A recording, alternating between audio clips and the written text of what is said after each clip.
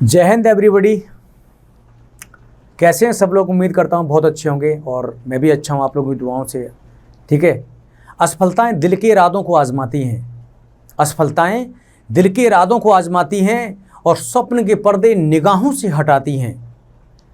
असफलताएं दिल के इरादों को आजमाती हैं और स्वप्न के पर्दे निगाहों से हटाती हैं। हौसला मत हार गिरकर ए मुसाफिर, क्योंकि ठोकरें ही इंसान को चलना सिखाती हैं। मेरे भाई, मेरे प्यारे दोस्तों, ज़िंदगी में जितनी ठोकर आती हैं, संघर्ष जितना बड़ा होता है, जीत उतनी ही शानदार होती है। क्योंकि बुरे वक्त का भी बुरा वक्त आता है। याद रखिएगा, पेशेंस रखना, कभी ज़िंदगी में हार मत मानना। एंड मैं प्रॉमिस करता हूँ UCI डिजिटल आपके साथ है, हम साथ हैं, पूरा संस्थान आपके साथ है। आप सफल होंगे, दुनिया की कोई भी ताकत तुम्हें रोक नहीं सकती। बस आप अपने आप से मत हारना। अपने आप से आप हार गए तो आप दुनिया से हार गए मान लो। ठीक है, तो चलते हैं सवाल की ओर। सवाल आपके सामने है, किस वर्ष उड़ीसा बिहार से पृथक हुआ था? तो दोस्तों, उड़ीसा की बात हो रही है। अभी हाल ही में आपने देखा होगा, उड़ीसा राज्य की जो आपकी वो बनी है, उड़ीसा राज्य की जो आपकी वो बनी है, मतलब राष्ट्रपति। कौन बनी है? राष्ट्रपति। उड़ीसा राज्य की जो आपकी राष्ट्रपति बनी है, जो राष्ट्रपति बनी है, वो बनी है आपकी द्रौपदी मुर्मू। वो बनी है आपकी द्रौपदी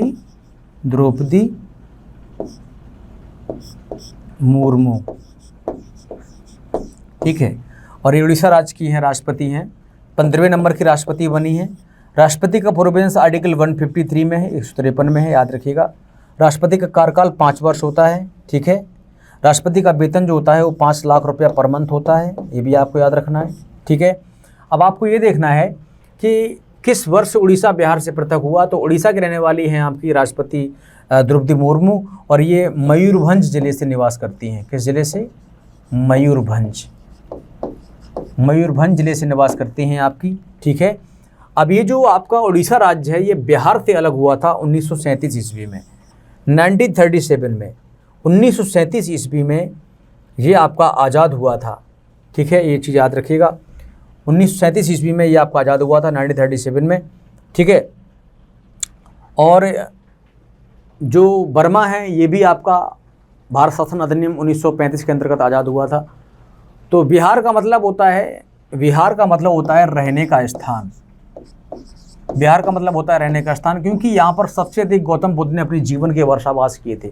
कौशल देश की राजधानी श्रावस्ती में सबसे अधिक गौतम बुद्ध जी ने अपने जीवन के सर्वाधिक उपदेश दिए और सर्वाधिक वर्षावास किए थे। ठीक है। इसीलिए उनके रहने के वजह से यहाँ पर बिहार पड़ गया। जहाँ पर गौतम बुद्ध के जो भिक्षु लोग रहते हैं उसको बिहार कहा जाता है। ठीक है। और जहाँ पर पूजा करते हैं उसको चैत्य कहा जाता है। चैत्य माने होता है पूजा घर बौद्ध धर्म में। ठीक है। तो इसका सही आंसर होगा आपका 1936, 1936। 1936 आंसर मोर अप्रोप्रिएट है, लेकिन इसका जो सही आंसर होना चाहिए वो 1937 होना चाहिए, 1937। ठीक है जी, ये याद रखिएगा, विशेष याद रखना है आपको। ठीक है। नेक्स्ट क्वेश्चन देखते हैं। क्वेश्चन बहुत ही बड़ा है, सूची को सम्मिलित करने के लिए बोला है। किताब लिखिए, history of the freedom movement in India, किताब किसने लिखी है? History of the freedom movement in Bihar, किताब किसने लिखी है? प्रीसेप्ट्स ऑफ जीसस, किताब किसने लिखी है? अवर इंडियन मुसलमान, किताब किसने लिखी है? दोस्तों इसे याद रखिएगा, जो प्रीसेप्ट्स ऑफ जीसस किताब है ये आपकी लिखी है राजा राम मोहन राय ने। किसने लिखी है? राजा राम मोहन राय ने लिखी है। राजा राम मोहन राय ने लिखी है। तो 3 आपका मिल गया इसमें, ये 3 इसमें मिल गया। ठीक है। और जो पहली किताब है आपकी history of the freedom movement in India, इस किताब के लेखक है आपके ताराचंद्र। कौन है? ताराचंद्र। ठीक है। सेकंड किताब है आपकी history of the freedom movement in Bihar, इसके लेखक जो आपके हैं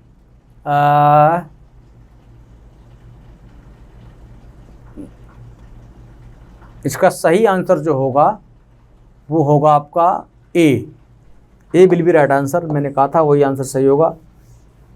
ठीक है।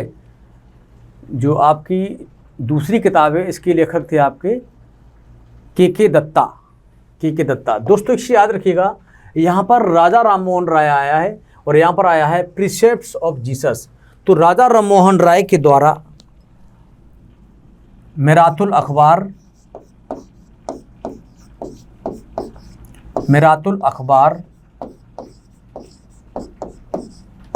तथा संवाद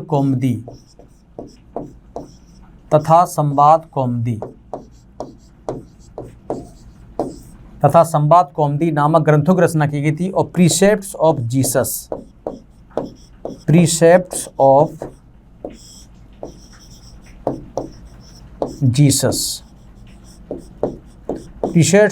किताब की रचना की गई थी इन्हीं के द्वारा। यानी कि मिरातुल अखबार जो है ये फारसी भाषा में था, आपको ये भी याद रखना है, ठीक है। और संवाद कौमुदी जो है ये आपका बांग्ला भाषा में था, ये भी आपको याद रखना है, बांग्ला भाषा में था, ठीक है। और ये फारसी भाषा में था। नेक्स्ट क्वेश्चन आपका आता है प्रीसेप्ट ऑफ जीसस, ये आपका अंग्रेजी भाषा में था, याद रखिएगा।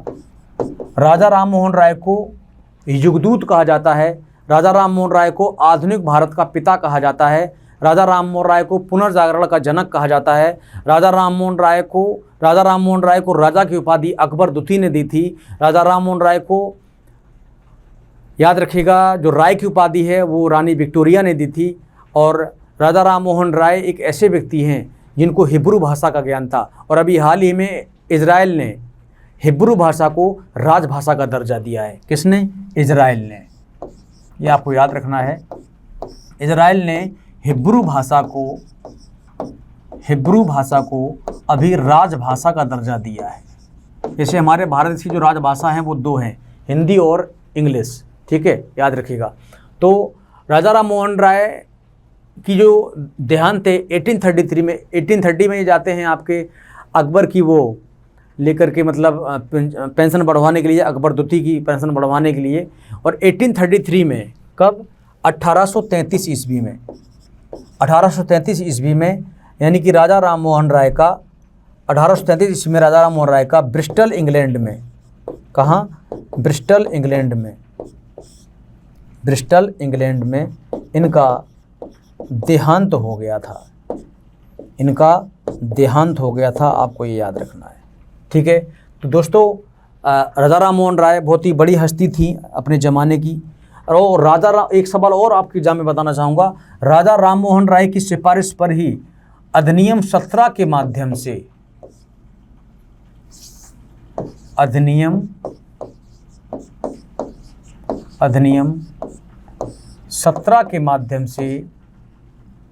राजा राम मोहन राय की सिफारिश पर 1829 ईस्वी में लॉर्ड विलियम बेंटिंग ने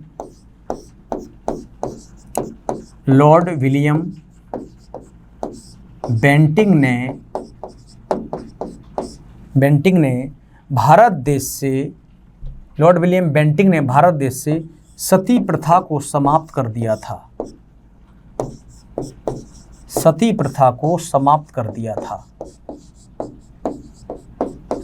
ये आपको याद रखना है।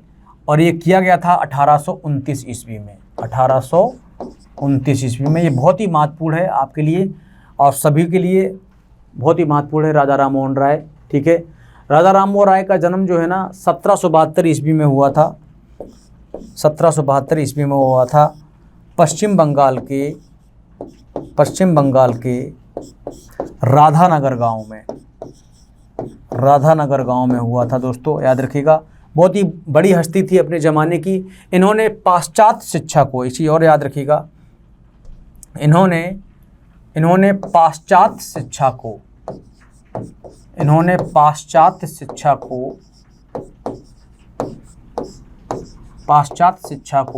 समर्थन प्रदान किया था। और दोस्तों पाश्चात्य शिक्षा होती है आपकी अंग्रेजी भाषा को इन्होंने प्रोत्साहित किया था राजा राम मोहन राय ने, ठीक है। तो नेक्स्ट क्वेश्चन देखते हैं हम। 1878 का वार्नाक्यूलर प्रेस एक्ट किसने रद्द किया था? दोस्तों ये जो लॉर्ड रिपन है ना, यही ने, लॉर्ड रिपन ने ही इसको रद्द किया था, 1878 का वार्नाक्यूलर प्रेस एक्ट। दोस्तों आपकी एग्जाम में एक सवाल आता है कि किस अधिनियम को शट योर माउथ एक्ट कहा जाता है? शट योर माउथ एक्ट, तो वो दोस्तों है आपका वार्नाक्यूलर प्रेस एक्ट।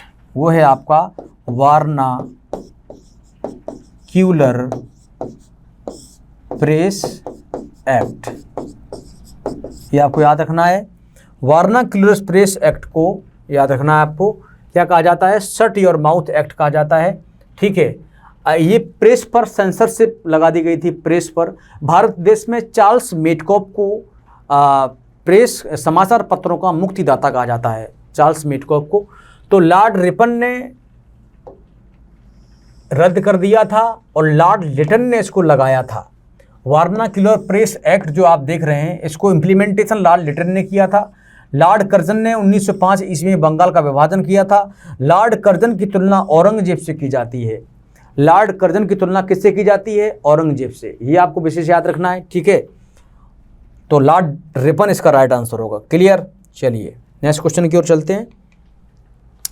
अमेरिका में फ्री हिंदुस्तान अखबार किसने शुरू किया था? रामनाथ पुरी, जीडी कुमार, लाला हरदयाल, तारकनाथ दास। दोस्तों अमेरिका में जो फ्री हिंदुस्तान है, ये समाचार पत्र जो है, याद रखिएगा, इस समाचार पत्र की जो शुरुआत है अमेरिका में, ये की थी आपके तारकनाथ दास ने। किसने की थी? तारकनाथ दास ने। आप याद रखिएगा, फ्री हिंदुस्तान यानी कि हिंदी हिंदू हिंदुस्तान। इसी और याद रखिएगा, एक सवाल बताना चाहूँगा मैं। हिंदी हिंदू हिंदुस्तान, हिंदी हिंदू हिंदुस्तान को जो नारा है, ये किसने दिया था? आपकी एग्जाम में आता है, तो ये दिया था आपका भारतेंदु हरिश्चंद्र ने। भारतेंदु हरिश्चंद्र ने, भारतेंदु हरिश्चंद्र ने हिंदी हिंदू हिंदुस्तान का नारा दिया था। और हिंदुस्तान सबसे पहले कहा था ईरानियों ने। किसने कहा था? ईरानियों ने। ये भी आपको याद रखना है। और इंडिया सबसे पहले किसने कहा? तो इंडिया सबसे पहले कहा यूनानियों ने। ये भी आपको याद रखना है। आर्टिकल 1 कहता है इंडिया अर्थात भारत, इंडिया अर्थात भारत राज्यों का संघ होगा, राज्यों का संघ होगा। ठीक है बेटा, ये आपको याद रखना है। बहुत ही बढ़िया सवाल है। ठीक है, चलिए नेक्स्ट क्वेश्चन देखते हैं। इंडियन अनरेस्ट का लेखक कौन था? दादा भाई Naoroji, Annie Besant, Lala Lajpat Rai, Valentine Chirol. दोस्तों इंडियन अनरेस्ट का जो लेखक है वो है आपका वैलेंटाइन चिरोल। वैलेंटाइन चिरोल ने ही अपनी पुस्तक इंडियन अनरेस्ट में, इसी में इंडियन अनरेस्ट में ही, याद रखिएगा, बाल गंगाधर तिलक को भारतीय अशांति का जन्मदाता कहा है। ठीक है, ये चीज़ याद रखिएगा। तो इसका आंसर होगा वैलेंटाइन चिरोल। लाला लाजपत राय उग्रवादी नेता थे और भारतीय राष्ट्रीय कांग्रेस के 1920 के बनारस अधिवेशन की अध्यक्षता करते हैं। ठीक है, लाल बाल पाल में शामिल थे ये। एनी बेसेंट 1917 ईस्वी के कोलकाता अधिवेशन की अध्यक्षता करती हैं। कोलकाता अधिवेशन की अध्यक्षता करती हैं श्रीमती एनी बेसेंट, कोलकाता अधिवेशन की अध्यक्षता करती हैं। दादा भाई नौरोजी भारतीय राष्ट्रीय कांग्रेस के 3 बार अध्यक्ष बने हैं, 86, 1903 और 1906। ठीक है, 86, 96 और 1903। ठीक है, याद रखिएगा, ये 3 बार भारतीय राष्ट्रीय कांग्रेस के अध्यक्ष बनते हैं दादा भाई नौरोजी। दादा भाई नौरोजी को grand old man of India के नाम से जाना जाता है। दादा भाई नौरोजी को वयोवृद्ध नेता के नाम से जाना जाता है। इन्होंने एक किताब लिखी थी, the poverty and un British rule in India. इन्होंने एक लेख लिखा था, इंग्लैंड डेप्ट टू इंडिया। ठीक है, इन्होंने भारत की प्रति व्यक्ति आय निकाली 1867 ईस्वी में 20 रुपये। कितनी? 1867 ईस्वी में इन्होंने भारत की पर कैपिटा इनकम निकाली थी 20 रुपया पर ईयर, 20 रुपया पर ईयर इन्होंने मतलब पर कैपिटा इनकम निकाली थी प्रति व्यक्ति आय। और ये भारत के विलियम ग्लैडस्टोन कहलाते हैं दादा भाई नौरोजी, ठीक है। और दादा भाई नौरोजी ने ही इंडियन नेशनल यूनियन की जगह इंडियन नेशनल कांग्रेस नाम दिया था। आपसे एग्जाम में आ सकता है कि भारतीय राष्ट्रीय कांग्रेस नाम किसने दिया है, तो वो दादा भाई नौरोजी ने दिया है, ठीक है। ये पॉइंट आपको याद है। और दादा भाई नौरोजी एशिया के पहले व्यक्ति थे। एशिया में 48 कंट्री हैं आपके, एशिया में 48 कंट्री हैं मेरे भाई। कितने कंट्री हैं? 48। और एशिया के पहले व्यक्ति थे। एशिया लैंड वाइज और पॉपुलेशन वाइज दुनिया का सबसे बड़ा कंट्री कॉन्टिनेंट है। तो एशिया के पहले व्यक्ति थे जो 1892 ईस्वी में ब्रिटिश पार्लियामेंट के सांसद निर्वाचित किए गए थे। दोस्तों बहुत बड़ी बात है ये। उस ज़माने में किसी दूसरे देश में जाकर के वहाँ का सांसद बनना ये अपने आप में एक बहुत बड़ी उपलब्धि है, ठीक है। तो इसका सही आंसर होगा आपका वैलेंटाइन चिरोल। तो आज के लिए इतना ही। Thank you very much. God bless you. Love you to all of you. शुक्रिया, बहुत बहुत धन्यवाद।